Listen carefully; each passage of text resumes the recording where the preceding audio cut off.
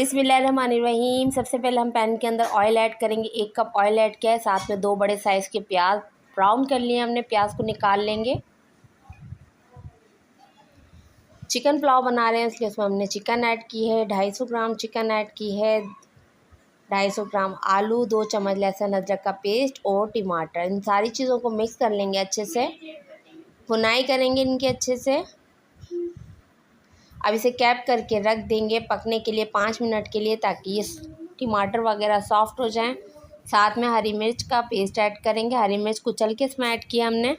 आधी चम्मच काली मिर्च का पाउडर ऐड करेंगे। थोड़ा सा ज़ीरा पाउडर, मिक्स करेंगे इसको। अब इसमें हमने पानी और चावल शामिल कर दिए, साथ में पुदीना ऐड किया था। पानी ड्राई हो चुका है, अब इसको दम लगाएंगे। 10 से 15 मिनट हम इसको मीडियम टू लो फ्लेम के ऊपर दम देंगे। और जो तला हुआ प्याज हमने रखा था, अब इसे गार्निश कर देंगे। मज़ेदार सा हमारा चिकन पुलाव रेडी है। रेसिपी पसंद आए तो प्लीज़ चैनल को सब्सक्राइब कीजिए।